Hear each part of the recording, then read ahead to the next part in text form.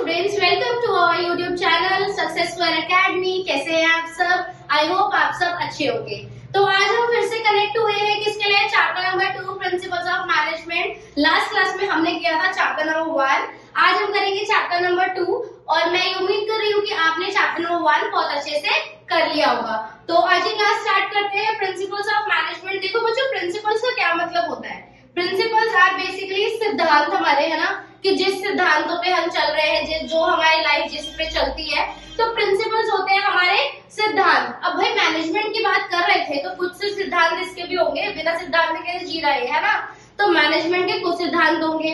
तो आज हम उसी के बारे में पढ़ेंगे कि क्या सिद्धांत है मैनेजमेंट के। तो सबसे पहले प्रिंसिपल्स ऑफ मैनेजमेंट होता क्या है? Management principles are the statement of fundamental truths which act as a guideline for taking managerial decisions. मतलब एक ऐसी गाइडलाइंस, एक ऐसे फैक्ट्स जो किसके लिए काम आते हैं? जब हम कोई भी डिसीजन लेते हैं, मैनेजरियल डिसीजन लेते हैं फर्म के लिए, तो हमारे क्या काम आते हैं? हमारे काम आते हैं हमारे प्रिंसिपल्स, मैनेजमेंट प्रिंसिपल्स, है ना। तो ये होते हैं हमारे मैनेजमेंट प्रिंसिपल्स। नेक्स्ट आ जाओ। नेक्स्ट है हमारे फीचर्स ऑफ मैनेजमेंट प्रिंसिपल। मैंने आपको कल ही बताया था, हम कोई भी टॉपिक पढ़ेंगे उसके फीचर्स, उसके एडवांटेज, डिसएडवांटेजेस, सारी बहुत ही कॉमन बात है, हमने 11th में भी किया था, राइट। तो अब हम बात करेंगे फीचर्स ऑफ मैनेजमेंट प्रिंसिपल्स की। मैनेजमेंट प्रिंसिपल्स होते कैसे हैं, कैसे होते हैं, क्या इनका फीचर है? तो सबसे पहले ये है basic and general guidelines. Principles एक तरीके से क्या होते हैं? रूल्स एंड रेगुलेशंस जो हमारी फर्म को चलाने के काम आते हैं। तो इसमें सबसे पहला पॉइंट क्या है? ये बेसिक और जनरल गाइडलाइंस होते हैं जो कि सॉर्ट ऑफ स्ट्रिक्ट रूल्स होते हैं जो गारंटी करते हैं कि हमें सेम रिजल्ट मिले एवरी टाइम अगर हम सेम एफर्ट्स लगा रहे हैं तो। नेक्स्ट हमारा है form by practice and experimentation. अब ये जो प्रिंसिपल्स है कैसे बने? मैंने ऐसे तो नहीं बना दिए प्रिंसिपल की, ठीक है, मन कर रहा था आज ये वाला प्रिंसिपल बना देते हैं, मन कर रहा था मुझे बात ठीक लग रही है ऐसा कर देते हैं, ऐसा नहीं होता। ये हमेशा हमारे एक्सपेरिमेंट से बनते हैं, प्रैक्टिस से बनते हैं। हम चीजों को कर करके देखते हैं, फिर उसके बाद हम उसके रिजल्ट्स को वेरीफाई करते हैं और अगर हमें वो ठीक लगता है तो वो एक प्रिंसिपल कहलाता है। Next is helps in management. Management में ये हेल्प करता है। तो प्रिंसिपल जनरल सजेशंस होते हैं, स्ट्रिक्ट रूल्स नहीं होते। ये गाइड करते हैं मैनेजर्स को बिना गारंटी करे सेम रिजल्ट्स एवरी टाइम। मतलब ये कह रहा है कि हम हर टाइम सेम रिजल्ट्स गारंटी नहीं करते। आप ज्यादा एफर्ट्स लगाओगे ज्यादा अच्छा रिजल्ट आएगा, कम एफर्ट्स लगाओगे कम अच्छा रिजल्ट आएगा। पर लेकिन ये क्या करते हैं? एक तरीके से मैनेजर को या मैनेजमेंट को हेल्प करते हैं कोई भी काम इफेक्टिवली करने के लिए। नेक्स्ट हमारा है based on cause and effect relationship. ये हमेशा उस तरीके से बनते हैं कि अगर हमने ऐसा किया तो ऐसा होगा, ठीक है। तो ये लिंक दिखाते हैं एक्शंस और रिजल्ट के बीच में कि मैंने क्या किया और क्या हुआ, ठीक है। अगर हम अप्लाई करेंगे इसको प्रॉपर्ली तो एक्सपेक्ट करेंगे आउटकम्स आर लाइकली, मतलब हमारे अकॉर्डिंग आउटकम्स हमें मिलेंगे। नेक्स्ट हमारा है फ्लेक्सिबल।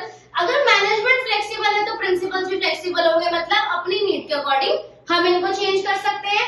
तो ये रिजिड नहीं है, इनको मॉडिफाई किया जा सकता है अपनी नीड के अकॉर्डिंग और हम इसको वो क्या करते हैं? Act as adaptable guideline. ये किस तरीके से एक्ट करता है? As an adaptable guideline. Next है इम्प्रोवाइजेशन रिक्वायर्ड। अगर मुझे कहीं पे भी कोई भी इम्प्रूवमेंट की नीड है तो कौन हेल्प करेगा? प्रिंसिपल्स हेल्प करेंगे। तो need to be adjusted by managers depending on the situation. Managers को अपने अकॉर्डिंग इनको एडजस्ट करना पड़ता है जो भी हमारी सिचुएशन है। Not applied blindly without thinking कि जो चलता आ रहा है वही चला दिया, ऐसा नहीं होता। आज के टाइम पे बहुत सारी चीजों में अलग अलग चीज की जरूरत होती है, तो मैनेजर्स को अपने अकॉर्डिंग उनको क्या करना पड़ेगा? एडजस्ट करना पड़ेगा। यहाँ तक क्लियर है? तो 6 हमारे फीचर्स हैं। Basic and general guidelines, form by practice and experiments, helps in management, based on cause and effect relationship, flexible and improvisation required. Clear है यहाँ तक? Next चलते हैं, moving to the next topic, that is importance of management principle. मैंने बताया जैसे कि features, importance बहुत नॉर्मल चीज है, हमें हर टॉपिक का पढ़ना ही पड़ेगा। तो नेक्स्ट हमारा है इम्पोर्टेंस ऑफ मैनेजमेंट प्रिंसिपल। अब हमारे जो मैनेजमेंट प्रिंसिपल्स है उनकी क्या इम्पोर्टेंस है, वो क्यों जरूरी है ना। तो पहला सबसे पहला क्या है? वो क्या प्रोवाइड करता है? डायरेक्शन प्रोवाइड करता है, मैनेजर्स को हेल्प करता है कि वो एक करेक्ट डिसीजन ले सके गाइडलाइंस के बेसिस पे। नेक्स्ट हमारा है ऑप्टिमम यूटिलाइजेशन इनफ रिसोर्सेज। अगर आप मैनेजमेंट प्रिंसिपल्स यूज कर रहे हो तो आपके रिसोर्सेज अच्छे से यूटिलाइज हो जाएंगे, मिनिमम वेस्टेज होगी बिल्कुल, और कोई भी वर्क ओवरलैप नहीं होगा। ओवरलैप मतलब क्या है कि कोई भी काम डबल डबल नहीं होगा। नेक्स्ट है सोशल रिस्पॉन्सिबिलिटी। अब मैनेजर्स को ये भी तो जरूरी है याद दिलाना कि अपने फुलफिल करें ड्यूटीज सोसाइटी के प्रति। हमने नेक्स्ट लास्ट क्लास में हमने ये पढ़ा था कि सोसाइटल वेलफेयर भी बहुत जरूरी है, वो हमारा ही फर्ज है। तो अब सोशल रिस्पॉन्सिबिलिटी कैसे पूरी होगी, जब हम प्रिंसिपल्स को अप्लाई करेंगे। नेक्स्ट है इफेक्टिव एडमिनिस्ट्रेशन। मैनेजर्स को हेल्प करता है कि ये करेक्ट डिसीजन ले सकते हैं गाइडलाइंस के बेसिस पे, साइंटिफिक डिसीजन होते हैं। अब अगर कोई भी चीज प्रिंसिपल है तो वो लॉजिक्स के ऊपर बेस्ड होगी, साइंस के ऊपर बेस्ड होगी, और साइंस सारा क्या है, लॉजिक है। तो ये लॉजिकल और सिस्टमैटिक प्रॉब्लम सॉल्विंग को क्या करता है, एनकरेज करता है। हम साइंटिफिक मेथड्स को यूज करते हैं। नेक्स्ट है हमारा training and development. Form the base for management theories and training program. इससे क्या होता है, ट्रेनिंग एंड डेवलपमेंट भी होती है। ये बेस फॉर्म करता है मैनेजमेंट थ्योरीज और ट्रेनिंग प्रोग्राम्स के लिए। यहां तक क्लियर है सबको importance. Moving to the next topic. तो नेक्स्ट टॉपिक है हमारा फ्यूल। फ्यूल एक इंसान है जिसके बारे में हम सुनते आ रहे हैं। तो फ्यूल एक ऐसे इंसान है, या फ्यूल भाई साहब की वजह से आज हमें सारे प्रिंसिपल्स ऑफ मैनेजमेंट पढ़ने पड़ रहे हैं। तो फ्यूल कौन था भाई, हेनरी फ्यूल। वो बॉर्न हुए थे फ्रांस में 1841 में। कहां पे, फ्रांस में 1841 में। उनको हम फादर ऑफ मैनेजमेंट स्टडीज भी बोलते हैं एंड थॉट्स भी बोलते हैं। उन्होंने 14 प्रिंसिपल्स बनाए थे मैनेजमेंट के, जो हम लाइन बाय लाइन पढ़ेंगे। तो ये थे हमारे हेनरी फ्यूल, ठीक है। तो अब आगे आ जाओ। अब कौन से प्रिंसिपल्स थे फ्यूल के? प्रिंसिपल्स थे मैनेजमेंट के, सबसे पहला था डिवीजन ऑफ वर्क। वो ये कहते थे कि डिवीजन मतलब जो हमारा काम है वो छोटे छोटे पार्ट्स में डिवाइड हो जाना चाहिए, ताकि आप काम अच्छे से कर सको। आज अगर मेरे ऊपर ही सारे काम का बर्डन आ जाएगा तो कोई ना कोई काम गड़बड़ होगा और हर कोई काम बहुत अच्छे से नहीं होगा। अगर हम उस काम को छोटे छोटे डिवाइड कर दें और सब में बांट दें तो क्या होगा, काम अच्छे से हो जाएगा। तो each person should perform the job according to their capability, qualification and experience. Next है हमारा अथॉरिटी एंड रिस्पॉन्सिबिलिटी। अथॉरिटी का मतलब होता है कि आप किसी को पावर दे रहे हो कि वो डिसीजन ले सके, और रिस्पॉन्सिबिलिटी का मतलब होता है आप किसी को जिम्मेदारी दे रहे हो। तो आपको ये दोनों चीजें साथ में देनी है। अथॉरिटी दोगे तो रिस्पॉन्सिबिलिटी को निभा पाएगा। अब एक चीज एग्जांपल ले लेते हैं, जैसे कि हम क्लासरूम में हैं, मैं टीचर हूँ, मैंने किसी को बोला मॉनिटर, एज अ मॉनिटर, कि भाई आपको क्लास को साइलेंट रखना है, कोई बोलना नहीं चाहिए, ठीक है, किसी की आवाज नहीं आनी चाहिए, पिन ड्रॉप साइलेंस होना चाहिए। तो अब अगर मैंने उसको बोला आप कह किसी को कुछ नहीं सकते, कर कुछ नहीं सकते, पर लेकिन आपको चुप कराना है, तो क्या कोई चुप होगा? क्या कोई उसकी बात सुनेगा? नहीं। जब तक मैं उसको अथॉरिटी नहीं दूंगी कि आप ये एक्शन ले सकते हो, कोई भी काम नहीं हो पाएगा। तो सेम गोज विद इट, वो यही कहता है कि अगर किसी को रिस्पॉन्सिबिलिटी दे रहे हो तो उसको अथॉरिटी भी दो कि वो काम अच्छे से कर सके, कि हाँ उसके पास एक पावर है कि अगर उसे कोई भी जो भी आपने काम दिया है उसमें अगर कोई भी उसको डिसीजन लेना पड़ रहा है तो वो ले सकता है। Next is unity of command. एक एम्प्लॉय को ऑर्डर्स रिसीव करने चाहिए सिर्फ एक सुपीरियर से, ताकि कंफ्यूजन ना हो। आपने कभी देखा है कि एक स्कूल में या एक एकेडमी में एक सब्जेक्ट की एक से ज्यादा टीचर्स होती हैं? नहीं। क्यों? अगर एक से ज्यादा टीचर्स होंगी और सेम बैच को पढ़ाएंगी तो उससे क्या होगा, बच्चे को समझ ही नहीं आएगा हमें किसके मेथड से पढ़ना है, या हमें किस तरीके से पढ़ना है, या हमें किसकी बात माननी है।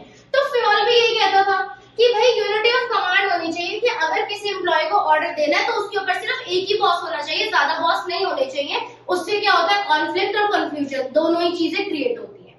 नेक्स्ट है subordination of individual interest to general interest. आपको क्या करना है, आपको बच्चे का इंडिविजुअल इंटरेस्ट नहीं, आपको बच्चे का जनरल इंटरेस्ट क्रिएट करना है। कि ऑर्गेनाइजेशनल इंटरेस्ट बहुत इंपॉर्टेंट है, हर कोई किस चीज को प्रायोरिटी दे, ऑर्गेनाइजेशनल इंटरेस्ट को प्रायोरिटी दे। नेक्स्ट हमारा रहेगा डिसिप्लिन। भाई डिसिप्लिन तो बहुत इंपॉर्टेंट है। डिसिप्लिन का मतलब सिर्फ ये नहीं होता कि आप रूल्स को ओबे करो, पर लेकिन अपनी कमिटमेंट को क्रिएट करो बाकी एम्प्लॉयज के अंदर। मतलब डिसिप्लिन का मतलब जो कह दिया आप उसको पूरा करो टाइम पे, एक कमिटमेंट होती है ना।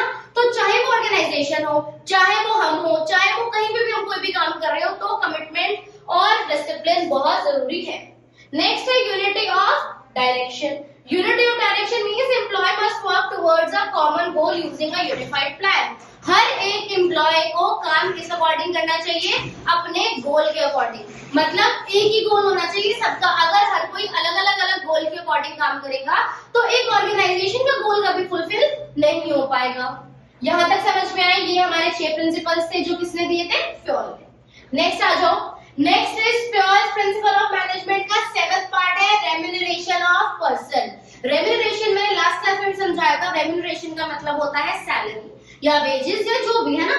तो एम्प्लॉय को क्या करोगे आप, पे करोगे फेयरली और एडिक्वेटली, जितना उसने काम करा, जितना भी वो कैपेबल है काम करने के उसके अकॉर्डिंग। नेक्स्ट आ जाओ स्केलर चेन। स्केलर चेन का मतलब क्या होता है? स्केलर चेन एक फॉर्मल लाइन ऑफ अथॉरिटी है जो टॉप टू बॉटम फ्लो करती है ऑर्गेनाइजेशन के अंदर। In emergencies a shortcut can be used. ठीक है, अब स्केलर चेन क्या होती है? स्केलर चेन का मतलब इंपॉर्टेंट है, कभी कभी समझ में भी नहीं आता। स्केलर चेन का मतलब है कि जो हमारी अथॉरिटी है, जो भी हमारी चीज है, वो टॉप टू बॉटम फ्लो करेगी। जैसे कि मतलब अगर कोई, जैसे हम एग्जांपल लेते हैं, हमारे पास 4 लेवल्स हैं, एक हमारा प्रिंसिपल है, एक वाइस प्रिंसिपल है, एक हमारी हेड टीचर्स है, देन स्टूडेंट है। ये हमारे 5 लेवल्स हो गए। तो अगर प्रिंसिपल को कोई भी ऑर्डर देना है या कोई भी बात कहनी है, बच्चों तक पहुंचानी है, तो वो कैसे करेंगे? वो वाइस प्रिंसिपल को बताएंगे, वो हेड टीचर्स को। तो इस तरीके से फ्लो करेगी चीज। तो that is your scalar chain, कि आप इस तरीके से नीचे आओगे, पहले इस लेवल पे, फिर इस लेवल पे, मतलब डायरेक्ट ये वाला लेवल इस लेवल से बात नहीं कर सकता। डायरेक्ट जो अगर पियोन को कोई भी बात अपने बॉस तक पहुंचानी है तो वो डायरेक्ट जाके नहीं बोलेंगे, वो स्केलर चेन के अकॉर्डिंग बोलेंगे। क्लियर है? नेक्स्ट हमारा है equity. Equity means fair and kind treatment देना एम्प्लॉयज को to boost morale and motivation. हमने क्या करना है? हर एक एम्प्लॉय को, हर एक इंसान को इक्विटी में रखना है, मतलब इक्विटेबल ट्रीटमेंट देना है। किसी के साथ कोई भी भेदभाव नहीं होना चाहिए ऑर्गेनाइजेशन के अंदर, मेल फीमेल जो भी हो, किसी के साथ भी कोई भी भेदभाव नहीं होना चाहिए।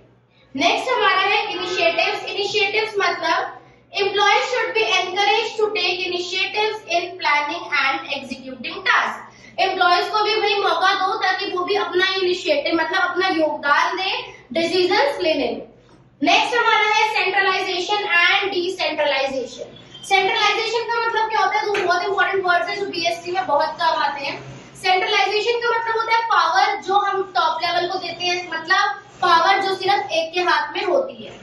डिसेंट्रलाइजेशन का मतलब होता है पावर डिस्ट्रीब्यूट कर देना बाकी लेवल्स में। ठीक है, तो फ्योल ने सजेस्ट किया बैलेंस बनाओ भाई दोनों में। ऐसा नहीं है कि पूरी तरीके से ऑर्गेनाइजेशन या फर्म सेंट्रलाइज हो, ऐसा भी नहीं होना चाहिए कि पूरी तरीके से फर्म डिसेंट्रलाइज हो। नेक्स्ट है ऑर्डर, मींस हर एक चीज प्रॉपर प्लेस पे होनी चाहिए ताकि कोई कंफ्यूजन और डिलेज ना हो। Everything should be placed at there proper place. ठीक है, नेक्स्ट है हमारी स्टेबिलिटी ऑफ टेन्योर। टेन्योर का मींस होता है हमारा टाइम पीरियड। ठीक है, टाइम पीरियड। तो फ्रीक्वेंट ट्रांसफर्स और टर्मिनेशंस मस्ट बी अवॉइडेड। अपनी ऑर्गेनाइजेशन से ऐसा नहीं करना कि हम किसी को निकाल रहे हैं बहुत फ्रीक्वेंटली, एम्प्लॉय हायर कर रहे हैं, निकाल रहे हैं, हायर कर रहे हैं, ये नहीं होना चाहिए। स्टेबिलिटी बहुत जरूरी है टेन्योर की, tenure of personal. Job security encourages better performance. और अगर किसी इंसान को ऐसा लगेगा कि हम इस कंपनी के अंदर हमारी जॉब की सिक्योरिटी नहीं है, कभी भी हमें निकाला जा सकता है, वो अपना पूरा 100% कभी भी नहीं देगा, है ना। तो जॉब सिक्योरिटी एक बेटर परफॉर्मेंस को भी एनकरेज करती है। तो फ्योल ये कहता था कि stability of tenure of personal होनी चाहिए। नेक्स्ट हमारी है एस्पिरेटिव कॉर्प्स। एस्पिरेटिव कॉर्प्स मींस क्या है? ये भी थोड़ा इंपॉर्टेंट है, जो थोड़ा धीरे धीरे समझ में आता है। फ्योल एम्फसाइज करता था टीम वर्क और यूनिटी के अंदर। फ्योल कहता था कि भाई टीम वर्क होना चाहिए और यूनिटी होनी चाहिए सबके बीच में। ठीक है, employees must see themselves as a part of a team working together. मतलब एम्प्लॉय खुद को अकेला ना महसूस करे, एम्प्लॉय को ऐसा लगना चाहिए कि हम किसी टीम का पार्ट है। तो ये हमारे 14 प्रिंसिपल्स थे जो किसने दिए? फ्योल ने। नेक्स्ट है हमारे कौन में? F W Taylor. अभी मैंने किसकी बात करी थी? फ्योल की बात की थी। तो फ्योल ने तो 14 प्रिंसिपल्स दे दिए, अब पीछे कैसे रहेगा कोई? तो किसी को लगा मुझे भी तो और प्रिंसिपल्स देने चाहिए, तो एफडब्ल्यू टेलर आ गए। एफडब्ल्यू टेलर कौन थे भाई? ये थे हमारे फादर ऑफ साइंटिफिक मैनेजमेंट। कौन थे? Father of scientific management. ये 1856 में बॉर्न हुए थे यूएसए के अंदर। उन्होंने साइंटिफिक मेथड्स लगाए थे। यूज करेंगे, साइंटिफिक मेथड्स यूज करेंगे ताकि चीजें लॉजिकल हो सके, है ना। तो ये थे हमारे FW टेलर। नेक्स्ट है, अब इन्होंने हमारे 4 ही दिए थे भाई, इन्होंने 4 ही प्रिंसिपल्स दिए थे, पर इन्होंने आगे भी बहुत बड़ा कंसेप्ट दिया था। तो अब इनके 4 प्रिंसिपल्स कौन से थे? इन्होंने बोला science not rule of thumb, मतलब वर्क जो है साइंटिफिक मेथड्स में किया जाना चाहिए, ना कि तुक्के में या traditional trial and error method पे। इन्होंने कहा था नीड ऑफ द आवर के अकॉर्डिंग आपको कोई भी काम करना है, मैनेजरियल काम जो भी करना है, आपको साइंटिफिक मेथड से करना है, ठीक है। आपको ऐसा नहीं है कि जो काम चलता आ रहा है वो करते जाओ उसी पे कि भाई वो तो सही होगा, ऐसा नहीं होता। आज के टाइम पे हमें हर टाइम पे चेंज होना पड़ता है। तो इन्होंने कहा था science not rule of thumb, कि मतलब साइंस में चलेंगे हम, उसके अकॉर्डिंग नहीं चलेंगे जो चलता आ रहा है।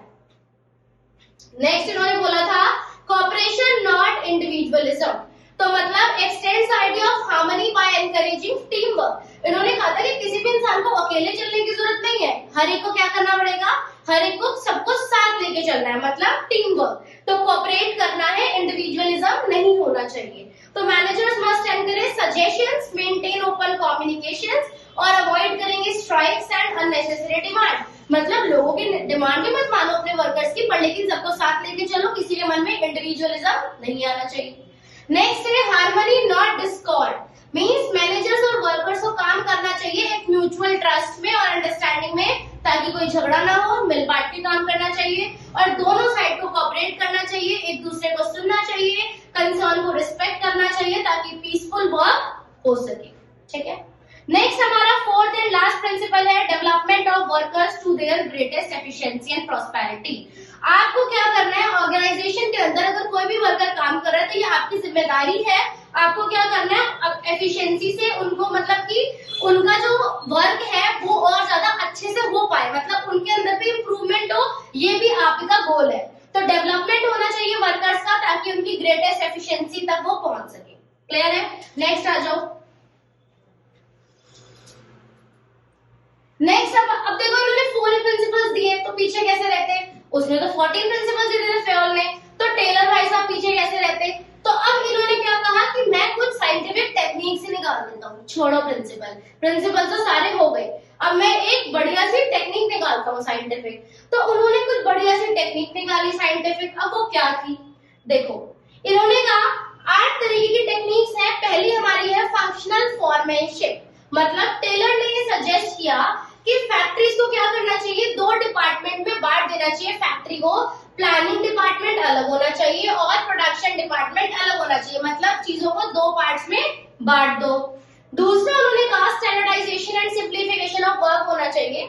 रूल्स को आप सेट करो, क्राइटेरिया वगैरह भी सेट करो ताकि एक स्टैंडर्ड पे वर्क पहुंच पाए। मतलब मुझे पता होना चाहिए कि मेरी फैक्ट्री में मुझे किस तरीके का, किस स्टैंडर्ड का काम चाहिए, तो वो स्टैंडर्डाइजेशन है। एंड सिंप्लीफिकेशन ऑफ वर्क, कि भाई ये काम ये करेगा, हर काम को क्या कर दो, सिंप्लीफाई कर दो। नेक्स्ट हमारा है फैटिग स्टडी।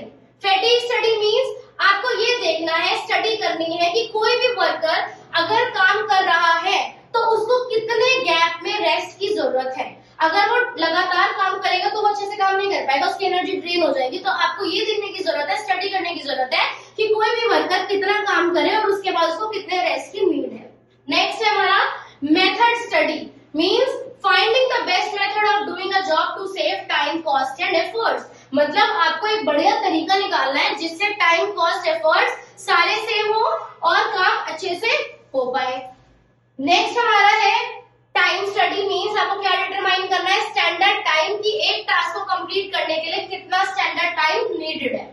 नेक्स्ट आपको बनानी है मोशन स्टडी, मतलब study movements of workers to eliminate unnecessary motions. मतलब लोगों को ये देखो कि आपको कब, मतलब किसी इंसान को कब मोशन की जरूरत है। स्टडी करो आप मूवमेंट्स ऑफ वर्कर्स ताकि अननेसेसरी मोशन, मतलब अननेसेसरी वो लोग इधर से उधर ना जाए, आपको उस बारे में भी स्टडी करनी जरूरी है। नेक्स्ट हमारा है differential piece veg system.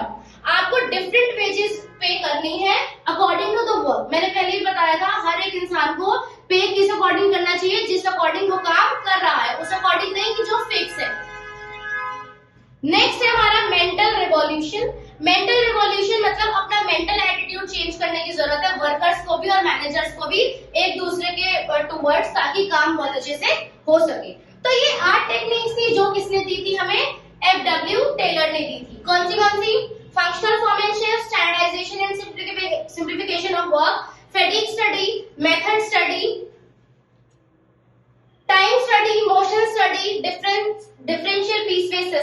Mental revolution.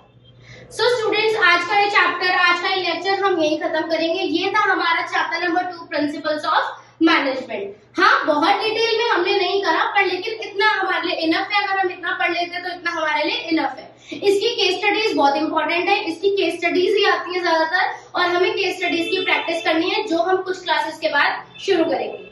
तो आपको ये चैप्टर समझ में आया है तो वेल एंड गुड है, और अगर कोई डाउट है तो आप कमेंट सेक्शन में कमेंट करके पूछ सकते हैं। और इसी तरीके से आपको कनेक्टेड रहना हमारे साथ, ताकि आपका सिलेबस बहुत अच्छे से टाइम पे कंप्लीट हो पाए। तो आज के लिए इतना ही। Thank you so much, have a nice